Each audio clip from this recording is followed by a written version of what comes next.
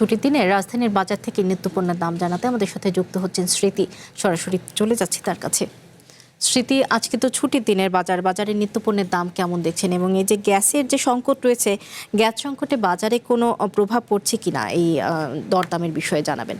নগদ নিয়ে এলো হার না মানা হার অফার। সর্বনিম্ন 10,000 টাকা রেমিটেন্স নগদে পাঠালে থাকছে স্বর্ণের হার জেতার সুযোগ। আপনি জানেন যে আমি উত্তর বাড্ডা আলীর মোড় বাজারে রয়েছে এবং আমি কিন্তু সকাল থেকে বিভিন্ন বাজার ঘুরে দেখেছি এবং এইখানে যে কাঁচা সবজি বলি সেগুলো সরবরাহ ঠিক থাকায় কিছুটা দাম কমে এলেও ডিম, মাছ, মাংস এগুলোর বাজার কিন্তু চড়া। আমরা বিক্রেতাদের সঙ্গে কথা বলেছি, বিক্রেতারা জানিয়েছে যে টানা ভারী বৃষ্টির প্রবণতা কমে আসায় রাজধানীর বাজারে বেড়েছে সবজির সরবরাহ, এতে কমতে শুরু করেছে অধিকাংশ সবজির দাম। এছাড়াও রাজধানীর যে বিভিন্ন বাজার আমরা ঘুরেছি এবং এখন যে বাজারে আমরা রয়েছি সেই বাজার ঘুরে দেখা যায় যে এক মাসের বেশি সময় ধরে চড়া দামে বিক্রি হওয়া বেশিরভাগ সবজি এখন 40 থেকে 80 টাকার মধ্যেও পাওয়া যাচ্ছে। আপনাকে একটু জানিয়ে রাখি যে বাজারে বেগুন ও টমেটো বিক্রি হচ্ছে 80 থেকে 120 টাকা কেজি দরে।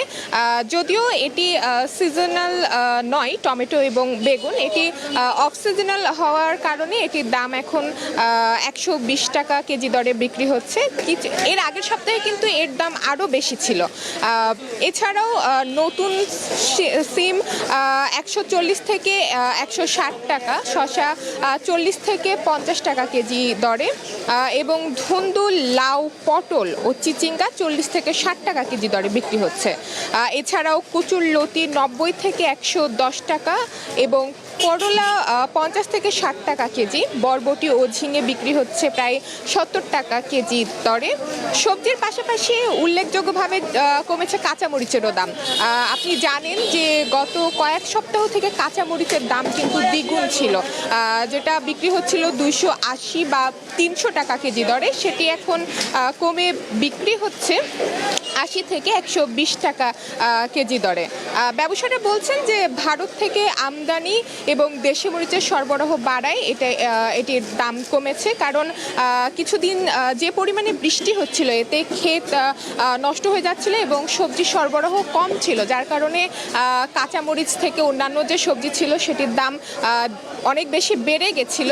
এছাড়াও আমরা গত সপ্তাহে শাকের বাজারের কথা যদি বলি, যে শাক কিন্তু যে কোনো শাকের যে আটি সেটি বিক্রি হচ্ছিল ডাবল টাকা, মানে দ্বিগুণ দামে, সেটি এখন আবার কমে এসেছে। যেমন লাল শাক আটি প্রতি বিক্রি হচ্ছে 15 থেকে 20 টাকায়, কলমি শাক 15 থেকে 20 টাকা এবং যে পুঁই শাক সেটিও কিন্তু বিক্রি হচ্ছে 20 থেকে 30 টাকার মধ্যে। ব্যবসায়ীরা আশা করছেন যে নতুন সবজি বাজারে আসায় আগামী দিনের যে দাম সেটি আরও কমতে পারে। এছাড়াও আমরা যদি অন্যান্য ডিম অথবা মাছ, মাংসের কথা বলি, সেটির দাম কিন্তু চড়া এবং